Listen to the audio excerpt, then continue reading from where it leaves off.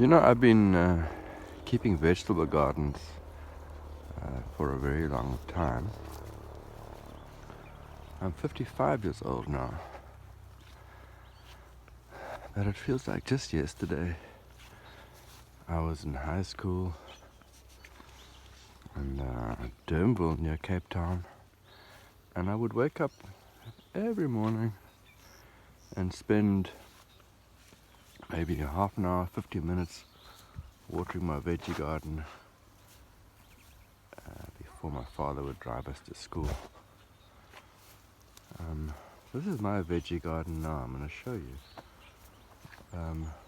These are Jerusalem artichokes growing here. So here, you guys can all judge me for the messiness. It's fine. But this is my nursery, as it were. Trees that I've taken from the forest to the veggie garden that I intend to plant somewhere else, or maybe sell at the farm store. My peaches, which the monkeys love to come and strip bare of fruit just as I'm about to harvest them. So I like to have my veggie garden here near my back door so that it is easily accessible. Some seedlings. I like to buy seedlings from my mate JP up the road. I'll put these in the ground tonight, maybe when I come home. Got fennel and coriander. Those are nice. But there's the chicken coop over there. Yeah, there's Zakia. So this garden, I'm trying to think if I've had a garden better than the one that I'm having here this season. Have I ever had a garden that I liked more than this one? And I think it's right up there. I mean, I've had some nice veggie gardens over the years. Sunflowers, green beans. Dogs are not supposed to be in the garden, actually. Come, guys. I think I'm going to take you guys out. See my millies here, my maize. Also, the monkeys like those. The monkeys like to come in and wait for the millies or the... You know, get out. There you go. Go. So this is my tilapia tanks here. So the tilapia tanks are they're very cool because they fertilize the water for my veggie garden. So take the water out here. Let's see, find my finger. Take the water out here and then water the veggie garden with the fertilized tilapia water. So you'll see inside the tanks here, floating on the surface, there's duckweed. So that's also food for the tilapia. Inside here you got Vietnamese coriander, some floating water plants, some reeds, just a general mix of stuff. And then inside this tank here, that's where I like to keep my prized breeding specimen. The water is very brown here, so I get this water up from the spring. So I pump, there's the pipe, it comes up from the spring, the water comes in here.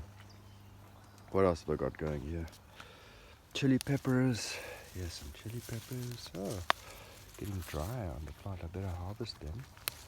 Yeah, chili peppers, oh, nice. Peppers seem to grow quite well here. So this is actually a tub of biochar. So I make in my fireplace, my fire pit, I burn wood down to charcoal. Then I fertilize that. I urinate in there actually. You see the tomatoes coming up, I must plant them. And I put maybe chicken manure in. So this is a bucket of chicken manure slurry. So I would take chicken manure out of the chicken coop and I would put it in that bucket there, and turn that into a slurry. The plants love that. Where are the chickens? Good morning, chickens. You can see they're in there. It's a mixed combo of, basically the genetics are Vender fowl, which is a South African indigenous breed, and Australop, black Australops. Cape gooseberries come up everywhere here.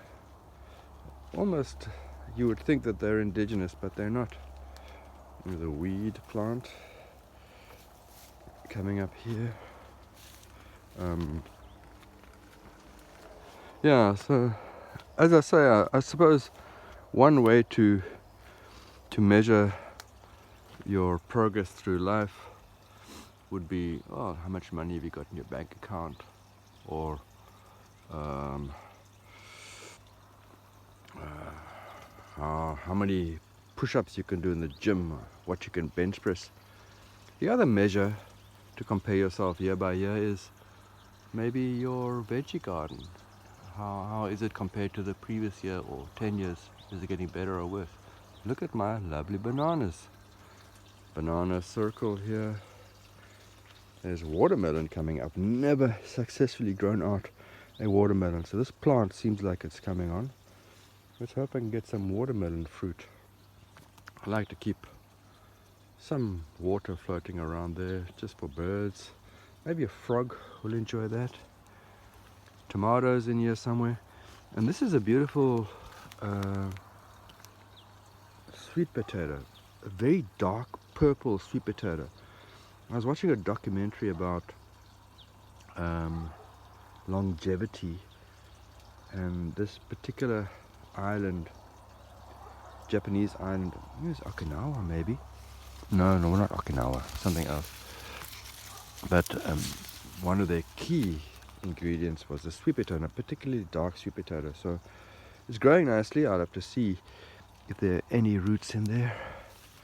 And then, as I say, the peppers seem to do very well here. Here's a nice pepper dew, I call them. Oh, look, these are also drying on the plant. Let me put these inside. Kales. It's been a bit hot for the kales, but these are growing okay. Lovely kales. They also do well. The pumpkins are now beginning to die down eventually. But yeah, they are beautiful pumpkins. Massive leaves, some of these, but I love the vigor of the pumpkins. And yeah, the fruit trees in here. Here's a cherry guava. Very nice tasting guava. Beautiful. Look at that. Lovely eating. Delicious.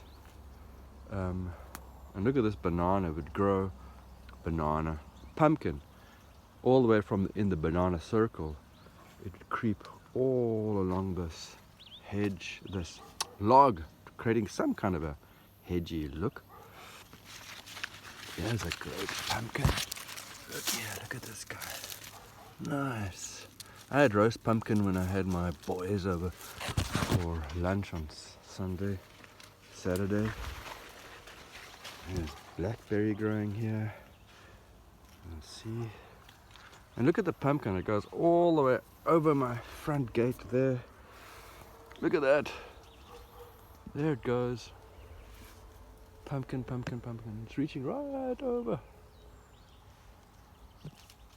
That's my personal world record for this pumpkin. What else we got here? You see these maize mealies. When their heads get dark like this, then they're almost ready. And let's get a bit darker than that, and then we'll harvest them. This is a nice white one, very nice roasted.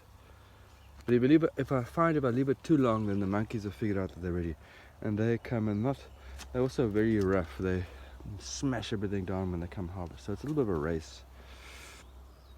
There's a fig tree. That'll come up nicely. Ah, it's growing nicely. They want lots of water. Lots of water.